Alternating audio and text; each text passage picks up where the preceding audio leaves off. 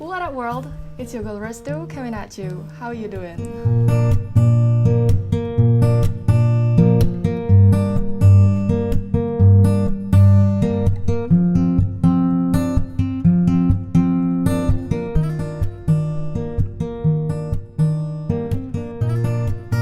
It's been more than a year since the last episode of Bali Talk with Restu. I know it takes me so long to make this new episode since I have a lot of business in my college as well as at work. But I really appreciate that some of you sends me some DMs on Facebook and also Instagram, as well as the comment on the previous episodes of Bali Talk with Restu. I really appreciate that. I love your excitement about this series and it makes me excited for making a new episode of this series. And here we go with the new episode of Bali Talk with Restu. It's the 5th episode.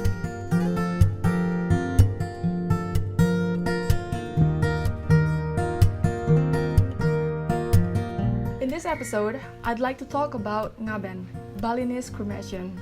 Before that, there was a reason I was interested in making this video, especially this topic discussing about Ngaben. So there was a viral statement about Balinese tradition Ngaben. The statement says that Ngaben is really complicated, expensive, but it is useless. I want to explain that this tradition is believed generation to generation. We believe in that because there is a philosophy and also relate to our ancestor. I hope that this content can be addressed wisely and also does not cause such statement again. Now let's move to the topic. Let's talk about the word Ngaben first. The Ngaben ceremony itself is actually a tradition of cremation for the Balinese Hindus. The cremation ritual itself is intended to purify the spirits of the person who's dead. Literally, there are 3 opinions about the meaning of the word Ngaben itself. Some believe that the word Ngaben itself is come from the word bea, which means provision. Then there are some people who interpret the word Ngaben itself comes from the word ngabu, which means as become ash. There are also some people who believe that the word Ngaben means purification using fire, according to the Hindu religion beliefs. This procession is included in Pitrayadnya, which is a procession to honor the ancestral spirit. Uniquely, in this Ngaben ceremony, we will not find any sobs. Instead, it is carried out in lively manner. Because there is a belief that if we cry in the procession of Ngaben when someone is dead, it will hinder the journey of the person in their afterlife. So we have to be sincere of their death. There are several serious activities in the Ngaben ceremony. Maybe this is the reason why people say that the Balinese Ngaben ceremony is really complicated, since there are a lot of things that has to be prepared and also carried out. The first one is ngulapin. The ngulapin ceremony is held to bring the soul of the person, or we usually call it as atman, to bring them home and follow the procession of the Ngaben. When a person is pronounced dead due to illness, accident, or suicide, the Atman is still said to be in the place where he has died, whether it is at home, road, sea, hospital, or in other places. So the Balinese Hindus believe that ngulapin ceremony must be carried out so that the Atman or the soul of the dead is not harmed. The second one is nyiramin or ngemandusin. Nyiramin or ngemandusin is the ceremony for bathing the corpse. It is usually performed or held in the house of the person who's dead. The body was watered and then soaked by all of the members of the family because it is believed that this is the last time they took care of the person who's dead by washing him in this procession. This procession is also accompanied by giving adjustment in his nasal cavity, glass lid on the eyes, diamond leaves on the eyebrows, and other equipment. The purpose of this symbol is to return the function of the unused part of the body to their origins. And if the spirit is reincarnated, he will be given a complete or unblemished body. Besides, in this process, the body is dressed complete in Balinese Madhya traditional dress. If you don't know about what is Madhya traditional dress in Bali, you can watch the first episode of this video where I explain to you about the traditional clothes in Bali. This is done because it is believed that the soul of the dead or the Atman is following the procession of Ngaben. He's praying about his soul, and this person, it follows the ceremony. The third one is ngajum kajang. In this process, white cloth with a size of approximately 1.5 meter, it is inscribed with the ancient characters of Hindus. It is Walalita and Modre, and then it plays in the curvature of a deceased. This cloth is called kajang in the Balinese Hindu tradition, which is the symbol of the spiritual body of the person who has died. And after that, the ngajum ceremony is held and followed by the relatives and also the descendants of the person who have died by pressing the kajang 3 times. It is the symbol of the relatives' steadfastness over the die of the person itself, so that the deceased will be traveled to the next world or the afterlife sincerely and also in peace, rest in peace. The next one is nascar. The nascar ceremony is intended to purify the spirit or the Atman, or we can also say the soul of the person who has died, and then it will be united with the God, and then it can be the guide for his living relatives or descendants. The ceremony is usually led by a pedanda or a leader of a religious ceremony in Bali, but I don't really know much about the conduct of this ceremony because it is done by the pedanda. But what I do know about this ceremony, it requires a lot of offerings to purify the soul of the person who's dead. The next one is bogatan. Bogatan means breaking up. The meaning of this ceremony is to cut off the relationship and also the love of the person who's dead with their relatives and also family.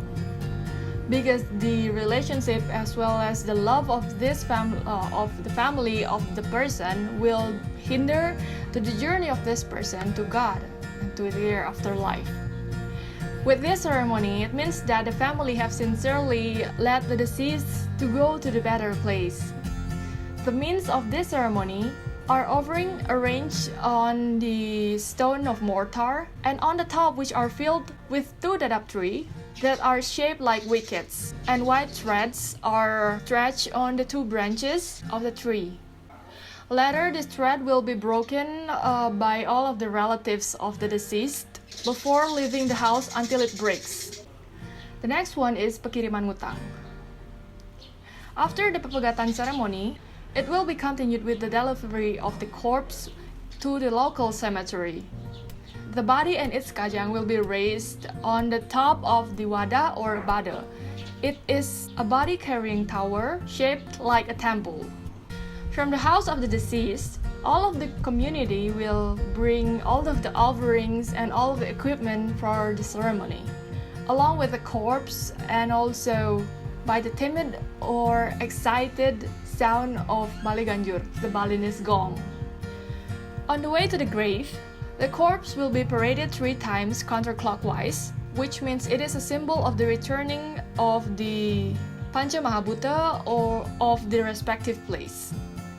In addition, this rotation also means rotating 3 times in front of the house of the deceased, which means that a symbol of separation of the deceased from the relative of the family. And then rotating 3 times around the intersection or T-junction of the village, which means that the separation of the deceased from the community. The next one is nissen. Nissen is the funeral ceremony of the body, where the body is laid in a place with the offerings.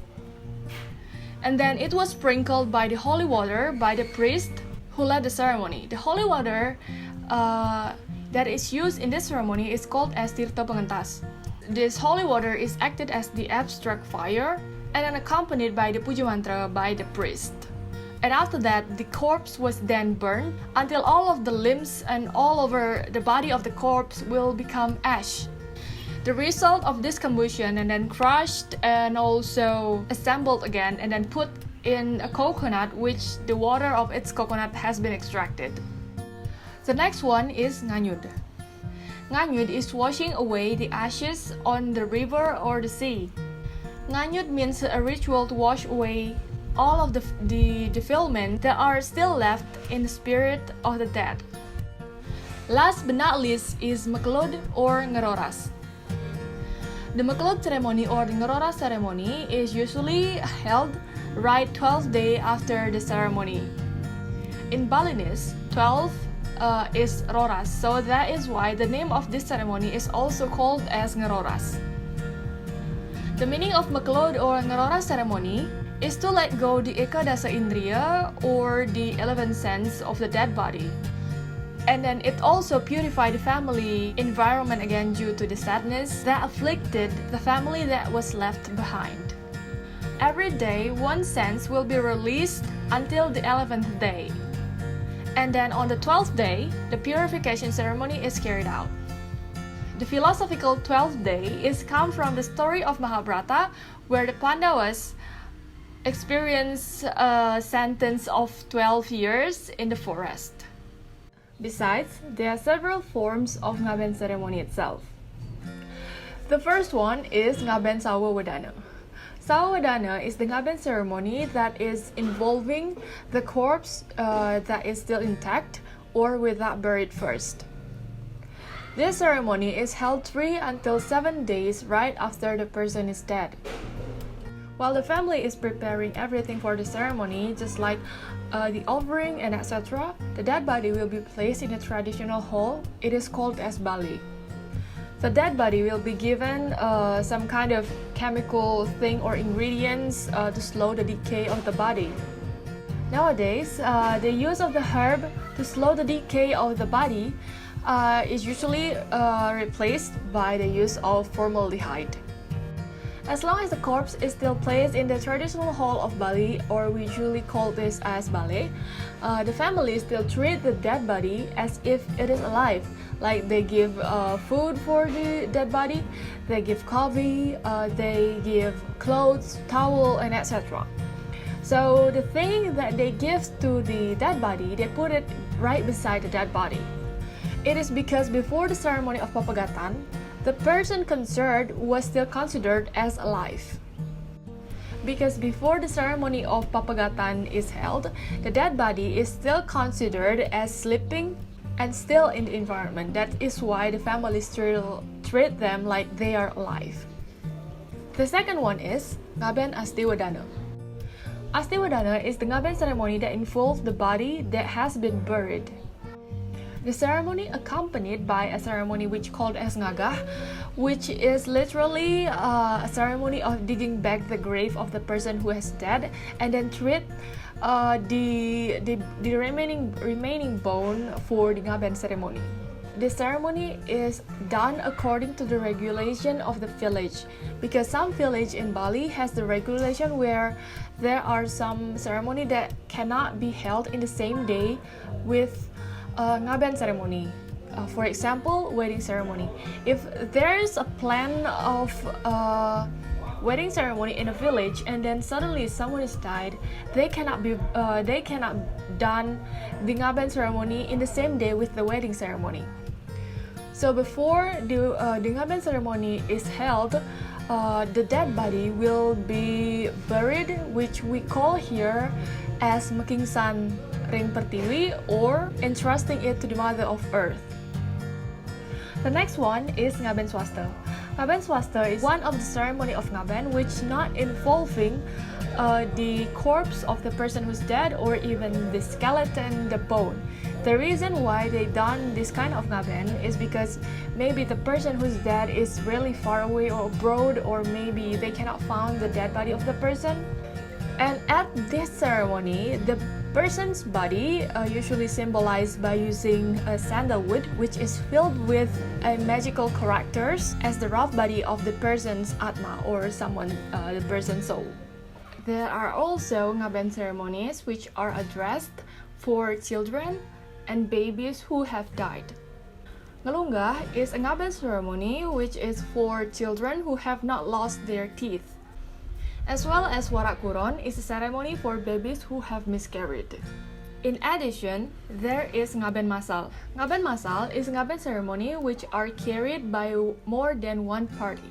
It can be one clan, one village, or a wider scope. This method is considered to be more efficient and also economical because the parties involved is not only one family, with the assumption that the more crowded that follows, the cheaper the cost incurred. Okay, that's all for the discussion of this episode about Ngaben.